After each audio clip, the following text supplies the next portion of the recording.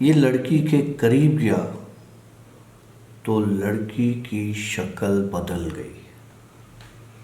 अस्तगफिरुल्लाह इन्नल्लाह गफूरुर रहीम। ये जो चीज़ होती है ये इनके खाने की चीज़ होती है।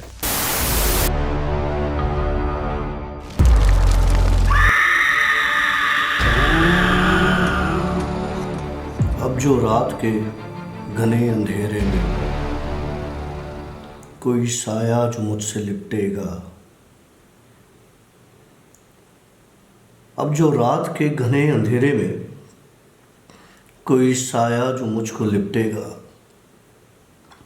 तेरा गुमां होगा मुझे जैसे वो मुझ में सिमटेगा। तेरी याद के दिए फिर जलाऊंगा मैं, तेरी याद के दिए फिर जलाऊंगा मैं। तू ही कभी बता कैसे भुलाऊंगा मैं। इसके पीछे भी कोई स्टोरी है। इंस्टा पे हमने देखी है आपकी ये पोस्ट, बड़े ख़तरनाक और सनसनीखेज चल रही है। ये मोहब्बत के दायरे में बात कर रहे हैं या? मोहब्बत जब हद से बढ़ जाती है ना, तो वो इंसान को सही गलत उल्टा सीधा सबका फ़र्क मिटा देती है। इंसान हर चीज़ को सोचने से कासिर हो जाता है कि मोहब्बत में क्या सही है क्या गलत। एक जगह तो मोहब्बत आपको एक बहुत सीधा रास्ता लेके चल रही होती है, अगर नॉर्मल मोहब्बत, एक नॉर्मल दर्जे की मोहब्बत। लेकिन जब वो जुनूनियत की कैफियत में आ जाती है तो फिर वो मोहब्बत के साथ ज़िद, मोहब्बत के साथ अना, मोहब्बत के साथ एक अजीब सी तनाव वाली, जहनी तनाव वाली कैफियत जिसमें बंदा पागल हो जाता है। ऐसी मोहब्बत मैं कहता हूँ फिर मोहब्बत नहीं रहती। फिर वो, मैं ऐसी मोहब्बत को नफ़रत समझता हूँ। वो एक सेइंग भी है बहुत फेमस, मोहब्बत और जंग में हर चीज़ जायज़ है। हाँ, तो फिर ये वही किस्से में चले जाता है। देखो हर चीज़ का एक दायरा है। जब भी कोई चीज़ उस दायरे से बाहर निकलेगी, मतलब अपनी हदों को पार करेगी, तो वो फिर उस चीज़ में नहीं रहेगी। ज़मीन है ना, ज़मीन का एक सर्कल है। अगर हम इसके अंदर हैं तो ज़मीन के अंदर है। हमने अपनी लिमिट क्रॉस करके बाहर निकले तो हम खला में चले जाएंगे। हम ज़मीन में नहीं रहेंगे, होंगे ज़मीन से लेकिन हम खला में चले जाएंगे। मोहब्बत का एक दायरा है, नफ़रत का एक दायरा है। मोहब्बत एक्सट्रीम पर होकर अगर मोहब्बत के दायरे से निकल गई तो वो नफ़रत की शक्ल में आ जाती है। ऑलराइट फ्रेंड्स, मैं हूं आशी और हमारे साथ मौजूद हैं डॉक्टर काशिफ और आप देख रहे हैं द भूत शो। भूत एंजल प्यारा एंजल है, कुछ कुछ एंजल प्यारे ही होते हैं। जी जी, कौन सी स्टोरी सुना रहे हैं? एक पागल था। पागल इसलिए कह रहा हूँ कि इंसान जब किसी से प्यार करता है ना, तो उसको टॉर्चर नहीं करता, उसको अजियत नहीं देता, उसके साथ खेलता नहीं है। लेकिन हम इंसान है ना, हम क्या करते हैं, हम ये सोचते हैं कि हम जो चाहे कर सकते हैं। अल्लाह ने हमें ज़मीन पे भेज दिया, अब हम तौबा नौज़ बिल्लाह हम इस ज़मीन पे खुदा बन के बैठ गए। अल्लाह अकबर। पकड़ है मेरे भाई, हर चीज़ की पकड़ है। आप अच्छा करोगे आपको जज़ा मिलेगी, आप बुरा करोगे आपको सज़ा मिलेगी, डेफिनेट है, ऐसा होना है, इसमें कोई दो राय नहीं है। कब होना है? किसी के साथ दुनिया में हो जाता है, किसी के साथ आखिरत में हो जाता है। छोड़ दिया जाता है, करते रहो करते रहो करते रहो करते रहो। जब मरोगे ना तब तुमसे हिसाब लिया जाएगा। एक बंदा था आशी की तरह, मासूम एंजल टाइप। Thank you. उसको एक जगह मोहब्बत हो गई, लड़की से बहुत मोहब्बत करता था, लड़की भी करती थी। सर्कमस्टेंसेस, हालात कभी कभी आपके फेवर में नहीं होते, आपको चलना पड़ता है। वो एक बड़ा मशहूर सॉन्ग है, चलना पड़ता है सबकी खुशी के लिए, चलना पड़ता है मेरे दोस्त।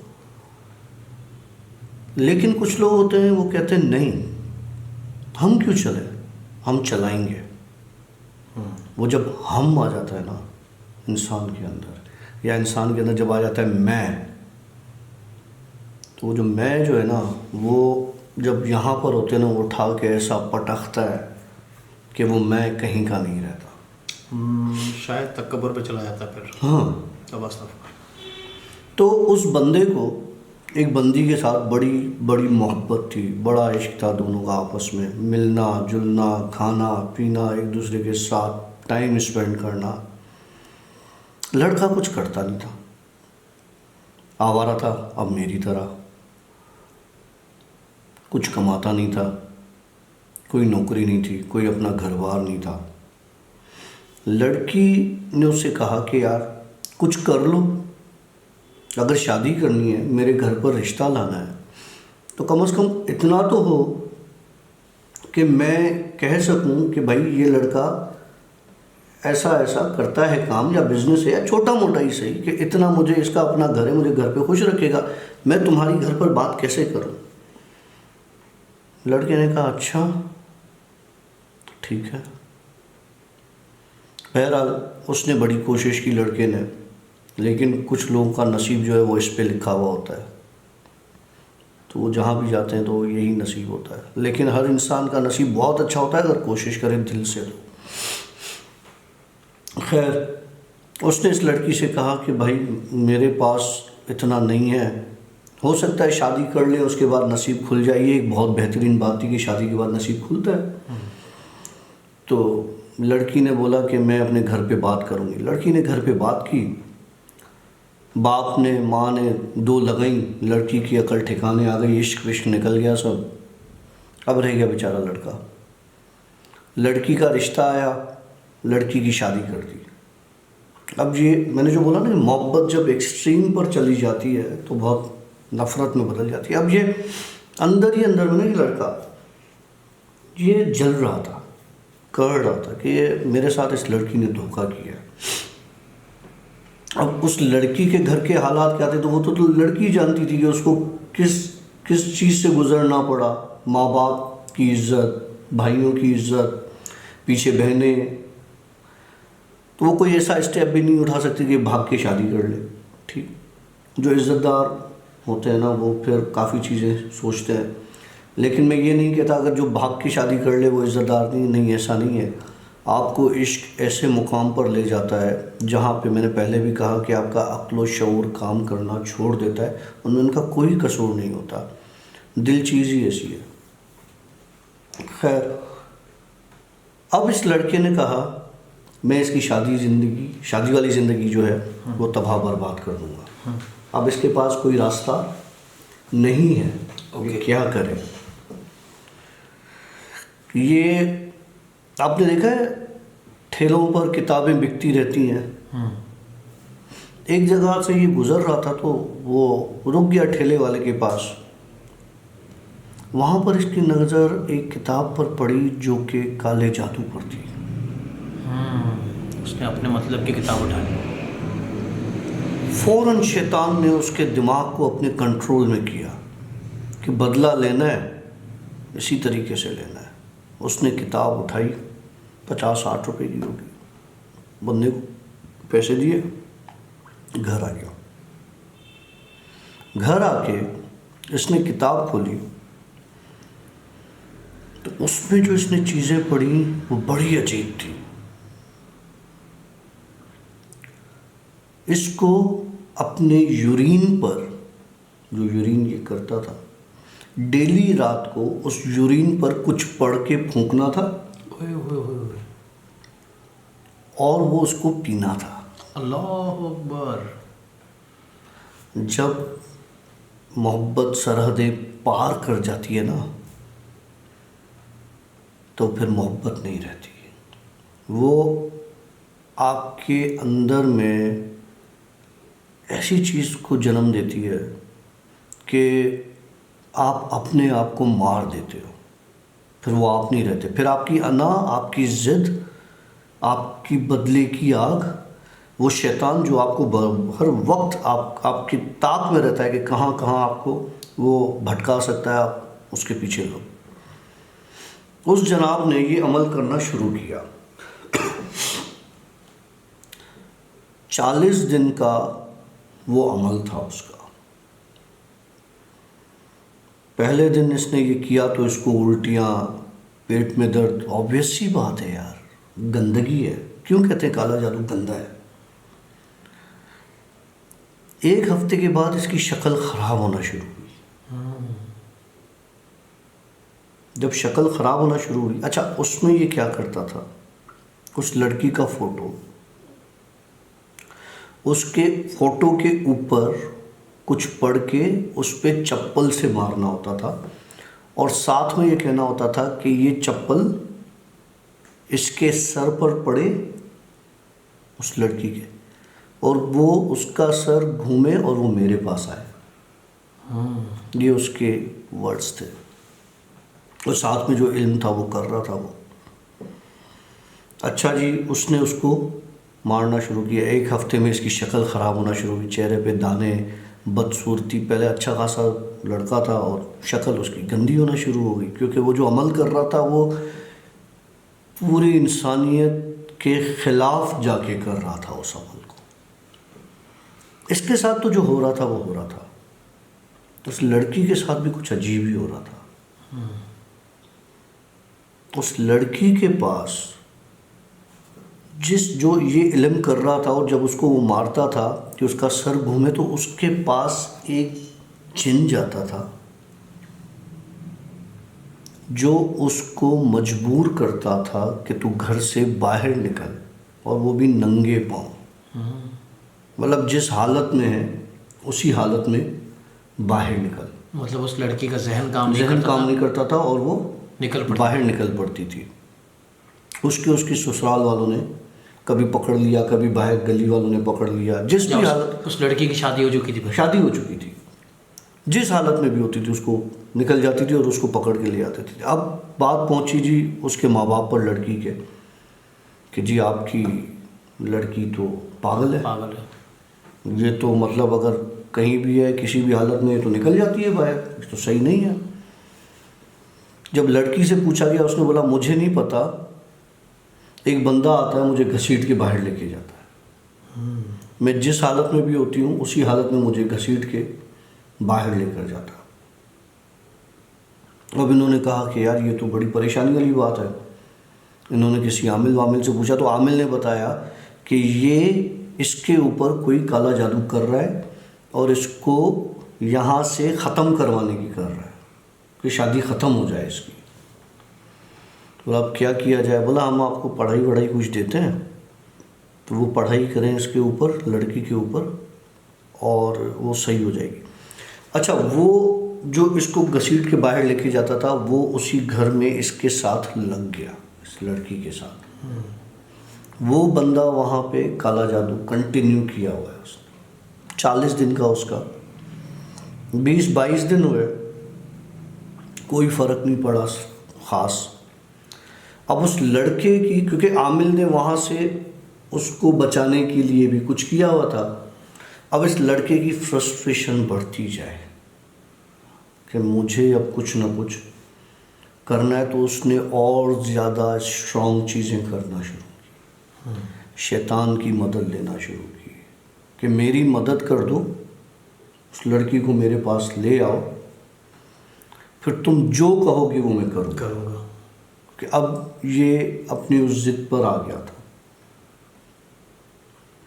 एक रात को वो लड़की इसके घर में मौजूद थी। कोई 25-30 दिन के बाद वो लड़की इसके घर में मौजूद थी, लेकिन लड़की की हालत ख़राब थी। लड़की के जिस्म पर काले काले धब्बे और निशान थे, और इसके चेहरे पर छाती पर, पीठ पर इतने बड़े पस के दाने निकले हुए थे। क्योंकि जो बंदा यूरिन पिएगा, कोई गंदा अमल करके गंदी हरकत करेगा, नॉर्मल तो नहीं हो सकता ना, उसके ऊपर तो खुदा की भी लानत होती है। ये उस लड़की को देख के खुश हो गया कि ये आ गई। इसने उससे पूछा कि देख, मैंने तुझे आखिर हासिल कर लिया, तू आ गई मेरे पास, अब मैं तुझे जाने नहीं दूंगा। लड़की ने बोला कि मैं अब जाऊंगी भी नहीं, मैं तुम्हारे पास ही आ गई हूँ। ये लड़की के करीब गया तो लड़की की शक्ल बदल गई। ओके, मतलब वो लड़की थी ही नहीं। वो लड़की थी ही नहीं, क्योंकि वो जो लड़की थी उस पर आमिल ने हिसार बांध दिया था और वो सही हो चुकी थी। अब इसकी तरफ जो चीज़ आई थी वो कोई शैतान की तरफ से एक धोखे के तौर पे एक नेगेटिव चीज़ आई कि मैं अपना इसको चेला पक्का बना दूंगा। जब वो इसके करीब गया तो वो लड़की की शक्ल चेंज हो गई। जब ये उससे पीछे हटने की करे, उसने इसको अजियत देनी कि तुमने 25 से 30 दिन मुझे एक काम पर लगाया।